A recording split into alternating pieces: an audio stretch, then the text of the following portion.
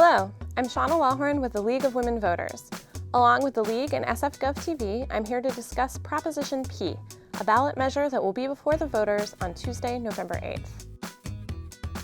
The city has various programs that provide financing to developers to build new affordable housing and rehabilitate existing affordable housing. The Mayor's Office of Housing and Community Development administers most of these programs.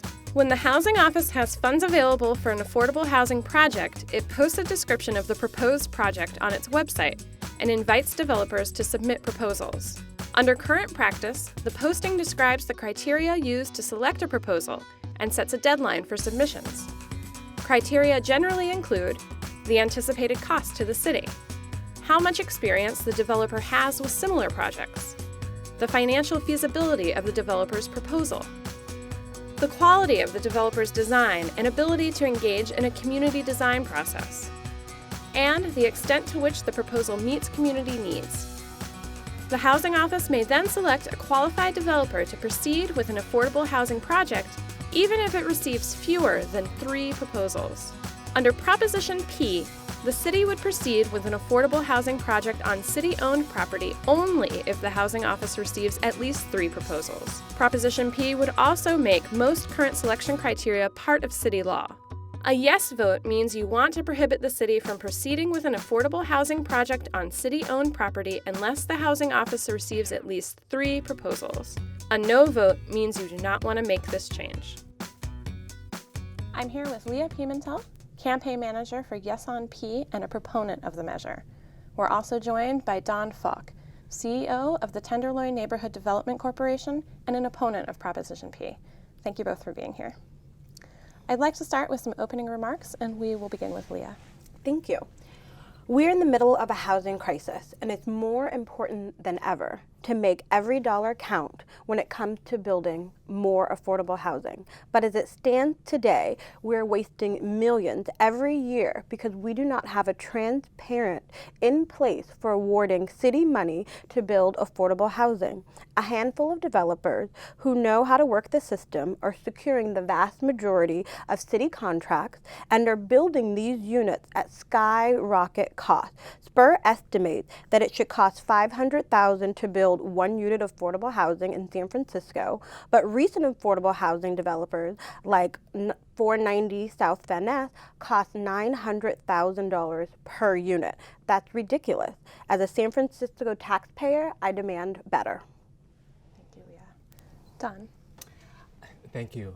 I'm the CEO of TNDC. I've been in the affordable housing world since the early 1980s, and I serve on some national boards, and so I have a good exposure to how affordable housing works across the city. San Francisco has a great system that is the envy of many other cities in the country. Very sophisticated, very productive. We produce 30,000 units of affordable housing. I don't know exactly really why the measure is on the ballot. I think it is driven by a misunderstanding of what the cost drivers of affordable housing are. And as we get into why affordable housing costs what it costs, we'll understand better that this measure is a solution looking for a problem. Thank you, Don. So I guess my first question just kind of goes to the heart of the proposition, and it's why or why not should we have 3 proposals rather than 1 or 2? Don, would you like to start by answering that? The way that the city allocates affordable housing to developers is they put out RFPs, or notices of funding availability, and developers respond.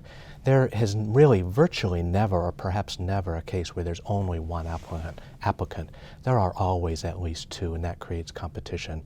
The real cost in affordable housing has to do with the cost of land and the cost of construction. And putting the projects out to bid to developers, where the fees are really fixed to developers, won't really address what drives the cost of housing. Thank you. Leah, same question to you. Why or why not have 3 proposals rather than the 1 or 2 that currently sometimes get through? Yes, so prior to 2011, there was competitive bidding where there was 3 or more bids requested for affordable housing. But as a working class mother in San Francisco, you look competitively, whether it's purchasing a car, gas prices, or groceries. So why not do that when you're developing projects and homes in San Francisco? Great. I guess the other question would be, will Proposition P save the city money? Is that what we're aiming to do with this proposition? Leah, would you like to? Yes. So currently, it's more expensive to build affordable housing than market rate housing. So, for example, 49 South Van Ness, it was $899,000 to build affordable housing.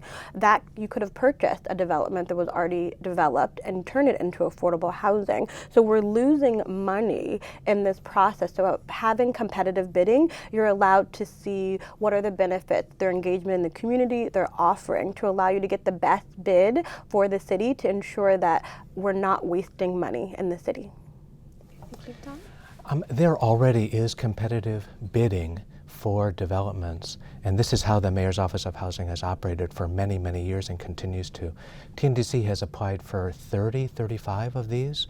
We've lost most, and we do win maybe 1 out of 4. So there is ample competition among developers. The real costs have to do with the cost of construction, and in order to get a good cost of construction, we need complete detailed plans prepared by qualified architects. And this measure will not lead to that. We'll be asking people to make proposals based on very preliminary plans.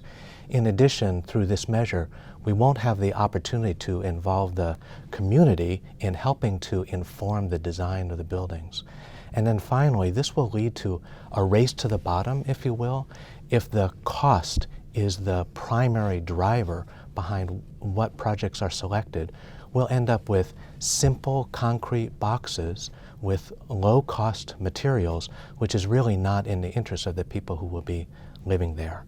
As it stands now, the Mayor's Office of Housing takes cost into consideration in selecting developers, but they also take other things into consideration, including the quality of the development team and the nature of the design.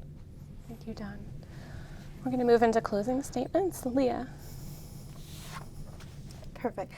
As a resident, a mother, and a third generation from San Francisco who lives in one of the world's most expensive cities, we all know the importance of comparing prices. We look for the best deals at the grocery store, we shop around for best quality, and we should also do it with our housing options. The city of San Francisco should do the same with affordable housing.